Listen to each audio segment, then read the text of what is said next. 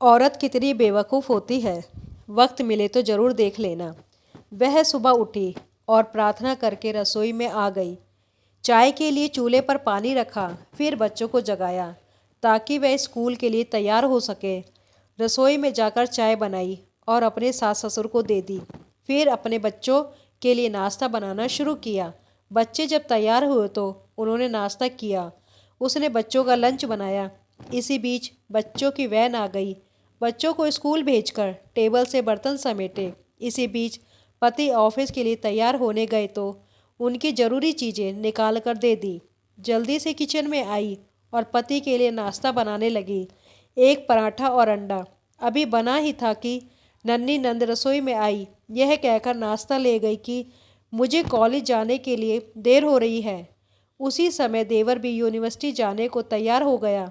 जल्दी से पति और देवर के लिए नाश्ता बनाया और मेज पर रख दिया। 9 बजे पति ऑफिस गया तो उसने आकर टेबल से बर्तन उठाकर सास और ससुर के लिए नाश्ता बनाया। जब तक सास ससुर ने नाश्ता किया तब तक वह रसोई साफ कर बर्तन धो चुकी थी। सास ससुर के रास्ते के बर्तन समेटी ही रही थी कि तभी सफाई वाली मासी आ गई तो उनके साथ मिलकर घर की साफ सफाई की। मासी को विदा किया तो 11 बज चुके थे। तभी घंटी बजी और उसकी विवाहित नंद अपने दोनों छोटे बच्चों के साथ आ गई। मेहमानों के लिए जल्दी जल्दी चाय और उसके साथ कुछ नाश्ता बनाया। उस समय 12 बज रहे थे। वह जल्दी से रसोई में खाना बनाने गई तो सास की आवाज़ आई, आज अपनी नंद के लिए कुछ अच्छा बनाना।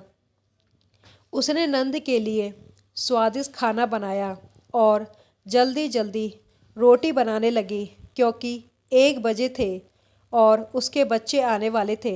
बच्चे जब स्कूल से आए तो उन्होंने मुंह हाथ धोए, कपड़े बदले और उसने उन्हें खाना खिलाया। तभी कॉलेज से छोटी नंद भी आ गई और देवर भी वापस आ गया। उसने सबके लिए जल्दी जल्दी रोटियां बनाई और सबको परोस कर खिलाया। जब तक सब खाकर उठे तो 3 बज चुके थे और उसे अचानक भूख लगी। उसने मेज पर हॉटपॉट पे देखा और एक भी रोटी नहीं बची थी। वह सब बर्तन समेटकर रसोई में जा ही रही थी कि इतने में उसके पति घर में दाखिल हुआ। उसे देखकर पति ने कहा, मुझे बहुत भूख लगी है, जल्दी से खाना निकालो। वह झट से रसोई में गई और अपने पति के लिए रोटियां और कुछ सब्जी बनाने लगी।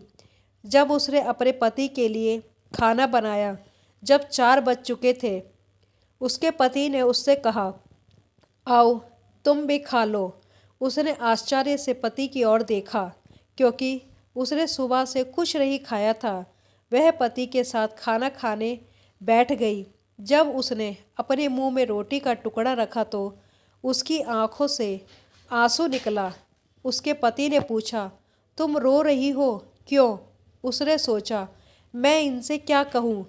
ये क्या जानते हैं कि ससुराल में इतनी मेहनत के बाद मुझे यह रोटी मिलती है जिसे लोग मुफ्त की रोटी कहते हैं। उसने अपने पति को उत्तर दिया, कुछ नहीं। उसके पति ने कहा, स्त्री कितनी बेवकूफ़ होती है, किसी कारण के बिना भी रोने लगती है।